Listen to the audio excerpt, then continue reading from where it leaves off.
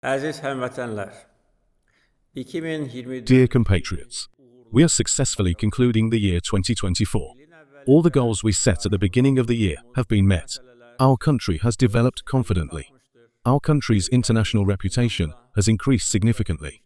There is positive development in the country's economy. Our military power has increased. Stability prevails in our country. The Azerbaijani people are living in conditions of security. The events unfolding in the world today are clearly visible to all of us. New wars, confrontations and conflicts are flaring up. Bloody clashes continue in different regions of the world. Azerbaijan, however, lives in peace, tranquility, security and stability. I am sure that stability and peace will be eternal in the future too. Many important developments took place in 2024. The most important of them was the liberation of 4 villages of Gazak district, which were occupied in the early 1990s. We never took a step back from our position regarding these villages. We never forgot about these villages. The restoration of our territorial integrity and sovereignty simply had its own logic. We deal with everything, all the issues with confidence and consistency. At the first stage, we liberated a large part of Karabakh and East Zangezur from the occupiers in the Patriotic War in 2020. The part that remained under occupation was liberated from the occupiers through the anti-terror operation last year, and Azerbaijan restored its state sovereignty. This year, we regained 4 villages of Gazak district without a single shot being fired through political means. But it is also true that if the events that have occurred in Azerbaijan-Armenia relations over the past 4 years had not taken place, Armenia, of course, would never have voluntarily returned these villages to us. They were forced to do it. They did this realizing our political and military power. And I hope that from now on Armenia, while pursuing its policies, will continue to take into account the new realities created in the South Caucasus and, at the same time, in the world. We have created the new realities in the South Caucasus. The Patriotic War has created these realities.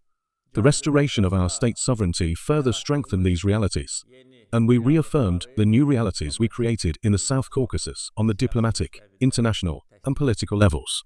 The whole world has accepted the new realities. Therefore, I believe that Armenia's large-scale armament campaign is yet another source of threat to the region.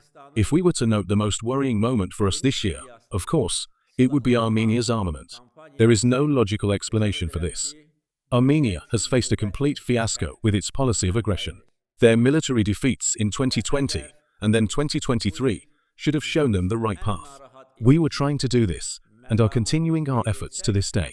I have repeatedly urged them, both in my official statements and during our negotiations with the Armenian side, to stay away from this dangerous path. The foreign circles and foreign countries provoking them and pushing them to attack Azerbaijan again will not stand behind them. They simply will not be able to. No force in this region can compete with us militarily. Therefore, let me say again, it is not too late for them to turn back from this dangerous path. The South Caucasus should be a region of peace, security, and cooperation. Armenia's large-scale and rapid militarization, the supply of deadly weapons, can disrupt this peace, the possible peace. I must also mention one thing. Azerbaijan will not simply observe this. 30 years of occupation and destruction, the devastation of Karabakh and East Zangezur, the Khojaly genocide, the fact that 1 million of our compatriots became refugees and displaced persons because of Armenia will never be erased from our memory. We will never forget this. Armenia's policy, its aggressive substance, must always be taken into account. Therefore, I once again feel obliged to warn the Armenian leadership to refrain from this dangerous path. Moreover, they are not capable of competing with us in military or any other field. Given the large-scale militarization of Armenia, we have significantly increased our military budget for the coming year. It has reached a record level of 8.4 billion manats. Let me repeat that we were compelled to raise it to this level, because we cannot lag behind in the arms race initiated by Armenia in the South Caucasus. However, if this arms race had not occurred, at least half of this money would have been channeled into other areas, such as the restoration of Karabakh and East Zangezur, and addressing the social problems of our citizens. Just for comparison, let me say that our military expenses will be 8.4 billion manats. Next year, we are allocating 4 billion manats to Karabakh and East Zangezur. It could have been the exact opposite. But Armenia and countries that stand behind it and give it harmful advices simply won't let this happen. Nevertheless, the restoration of Karabakh and East Zangezur is progressing successfully. About 10,000 former internally displaced persons have already returned to these lands. The best conditions have been created for them. In general, more than 30,000 people live and work in liberated territories, both in the newly opened enterprises and social facilities, and in construction. Next year, of course, the number of citizens who will return there will increase significantly. I must also note that from 2021 to the present, Azerbaijan has allocated more than 19 billion manats for the restoration of Karabakh and East Zangiza, and the implementation of the Great Return Program will continue to be a priority for us. Of course, our economy must develop in order to accomplish all these tasks. There are good results here too. This year, the gross domestic product grew by more than 4%. The non-oil sector expanded by more than 6%, and the non-oil industrial sector saw an increase of over 7%. We have increased our foreign exchange reserves and currently have more than $72 billion in foreign exchange reserves. At the same time, we have also reduced our foreign debt. Today, Azerbaijan's foreign debt is only $5.2 billion.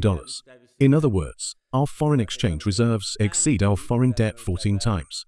If there is any developed country with figures close to these, show them to me. Therefore, in addition to all this work, such as the restoration of Karabakh and East Zangiza, the strengthening of our military power, and the implementation of social projects, we have also achieved these significant macroeconomic figures.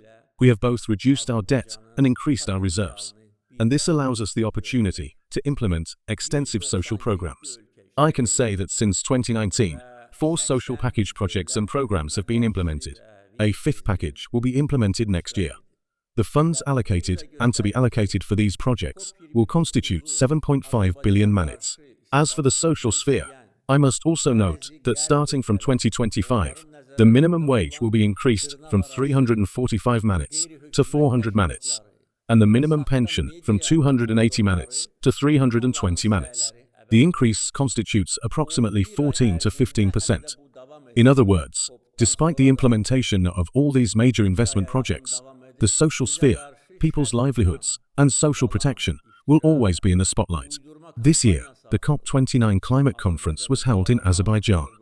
I can say that this is the largest international event in the history of our independence, and I believe that it is the largest and most prestigious international conference in the world. We successfully hosted this major event in a matter of 11 months. The 76,000 registered participants witnessed Azerbaijan's potential firsthand. A total of 197 countries, 80 heads of state and government and vice presidents participated in the conference. This once again shows that all the efforts of some Western countries, so-called non-governmental organizations under their control, and fake media outlets that wanted to use COP29 against Azerbaijan for 11 months were in vain. Their campaign is still ongoing. After COP, for almost 2 months now, a campaign of evil, slander, lies and fabrications has been underway against us. It aims to slander Azerbaijan and to damage its reputation. I do not even want to mention the names of the countries behind it. The Azerbaijani people know those countries perfectly well. The Azerbaijani people know very well from which source non-governmental organizations receive funds, and from which capital they receive instructions. I hope that starting from the end of January next year, this policy of discrimination, evil, and slander against Azerbaijan will be stopped. In any case, our hopes are high. This year, the people of Azerbaijan placed great trust in me again. The support shown to me in the presidential election inspires and strengthens me even more. It convinces me even more that we are moving forward on the right path, and that I will live up to this high trust in the future. I do believe that the people of Azerbaijan have no doubts about this either. Azerbaijan has been developing confidently, successfully, and with dignity for 21 years.